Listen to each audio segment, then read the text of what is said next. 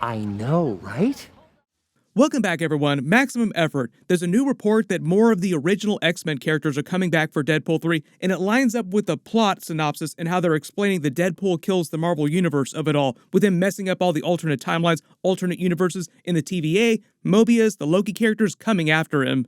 If you're brand new to the channel, be sure to subscribe to get all the videos. It's only going to get crazier, and we're still in the middle of that Spider-Man Across the Spider-Verse ticket giveaway too. Apropos, because of the multiverse of it all, I'll name a new winner during the video.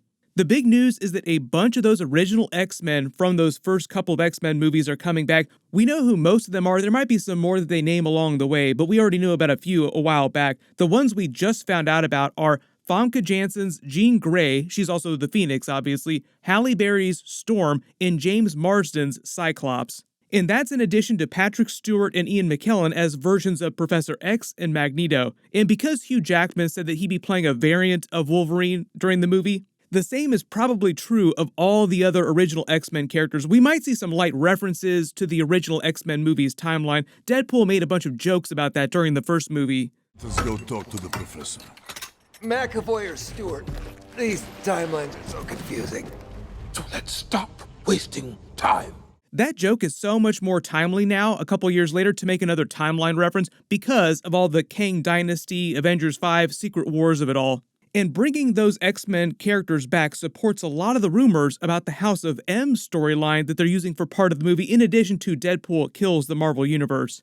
Everyone's going to be clamoring for Elizabeth Olsen to have some kind of cameo as Scarlet Witch just because of her relationship with Magneto in the comics. Because a long time ago, Elizabeth Olsen did say that when they pay off Magneto being Scarlet Witch's true father in the movies, she wanted it to be a version of Ian McKellen's Magneto instead of Michael Fassbender. Based on their ages, it would also just make more sense if you bring the older version of Magneto for something like that.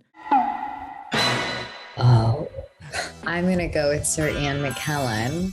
Even though technically, because of all the timeline craziness now in Days of Future Past, Michael Fassbender is now canonically the younger version of Ian McKellen's Magneto, so technically they play the exact same version of the character.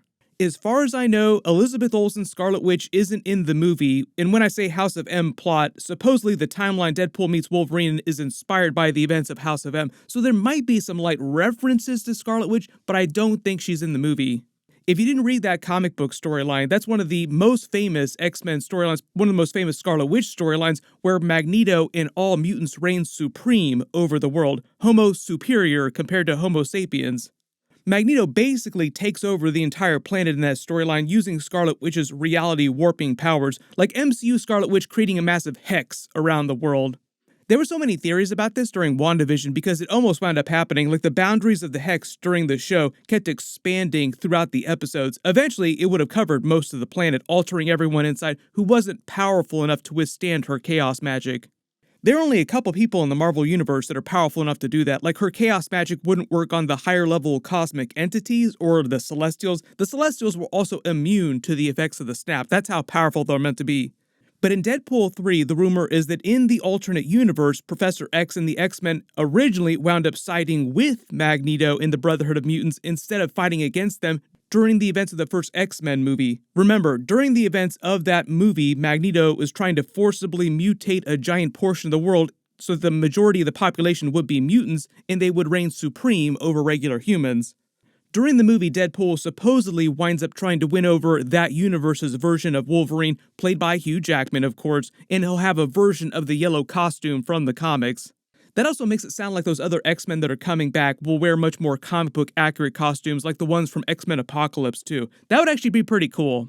And ultimately, it's that universe that Deadpool winds up causing the destruction of, and Kevin Feige also said that in addition to that, just like within the scope of Marvel Phase 6, Deadpool 3 would be a big tipping point with the Incursion storyline leading up to Avengers 5, Kang Dynasty, and Secret Wars. A bunch of universes being destroyed, and it sounds like Deadpool does something so crazy that it winds up causing a bunch of incursions and tons of universes get destroyed, not just that one, and that'll pay off the Deadpool kills the Marvel Universe part of the storyline that they're also adapting. So it's kind of like they're combining the Loki storyline with the TVA with a version of House of M and Deadpool kills the Marvel Universe. One of the other big casting announcements you probably heard about a little while ago isn't an X-Men character, but they just announced Matthew Macfadyen, who plays Tom on Succession, will be playing a TVA agent assigned by Mobius to follow Deadpool and try unsuccessfully, but he'll try to keep Deadpool from messing up other timelines. Sounds like he's going to fail pretty hard. They just had the Succession finale too, so this is kind of timely that we talk about his character. I believe his role is going to be sort of Deadpool's comedic punching bag, like a similar type of role that he plays on Succession, a hapless idiot who thinks way too highly of himself that Deadpool just walks all over. Mobius said you're not allowed to mess with this timeline, don't cause any Nexus events, and immediately Deadpool just completely borks the entire universe. The reason they just announced all the X-Men actors that are coming back is because they just started filming, so they need the actors to be filming scenes really soon. A lot of times they won't announce characters till like right before they use them in scenes. But a lot of the characters have talked about coming back. Halle Berry even posted a picture of her with a Storm haircut. It sounds like that was in preparation for filming her Deadpool 3 scenes. I did a video a couple years ago too during the pandemic. They had a big X-Men reunion that Ryan Reynolds crashed, and they had a whole bunch of jokes that were sort of in the tone of the original Deadpool movies, with Deadpool trying to worm his way onto the official X-Men team. Knots Landing. 2 professors, 1 cup. What's happening? It's just like the X-Men movies. It doesn't matter. Oh, sorry, I actually thought this was the Game of Thrones reunion. I love you, Patrick Stewart. Goodbye, everyone. That fell apart quickly. Ooh. Guess it's just you and me, Logan. I guess so. You know what that makes this a reunion for? X-Men Origins reunite. Yeah. Love all the Wolverine Origins jokes. I fully expect them to clown on Wolverine Origins during the movie several times. Ryan Reynolds even makes more jokes too in real life about that being completely Hugh Jackman's fault. Like the debacle that was Wolverine Origins, it was completely Hugh Jackman's fault.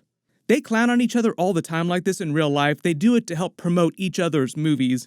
And I cannot wait till they officially start promoting Deadpool 3, like when Marvel starts their big marketing campaign, because the original Deadpool marketing campaign and the Civil War one are probably my 2 favorites of almost any movie ever. You have to imagine them doing stuff like this all the time during their marketing campaign. They're going to have so much fun.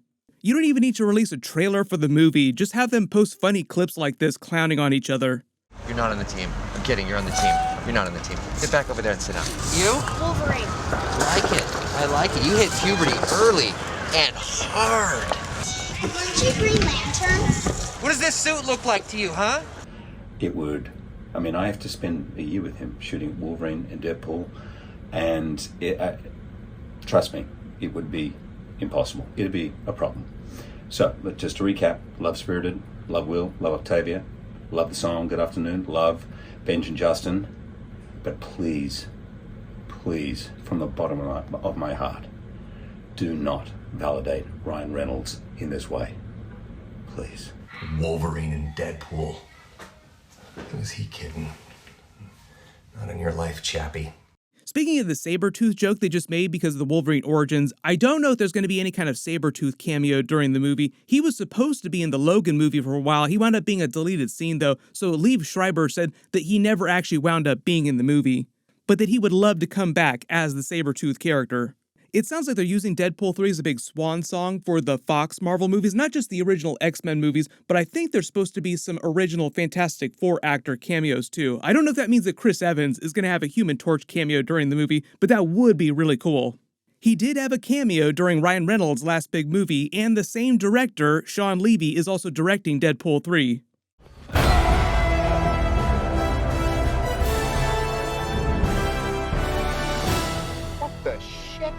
I mean, I don't exactly look the same anymore.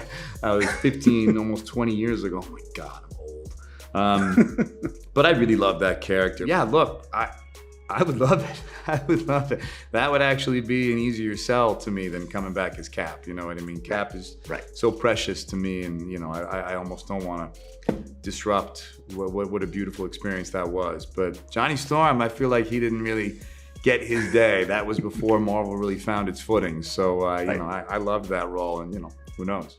They started filming the movie, so we should get some more footage pretty soon. Of course, I'll do more videos as we get more details. Congratulations to Coffee Shakes. You're the giveaway winner from my last big Marvel video. Please email me on the About page of my channel so I can get your contact details. My Spider-Man Across the Spider-Verse review will post tomorrow. Everyone click here to learn about the new Fantastic Four movie cast, and click here for my Loki Season 2 trailer video and Easter eggs. Thank you so much for watching. Everyone stay safe and maximum effort.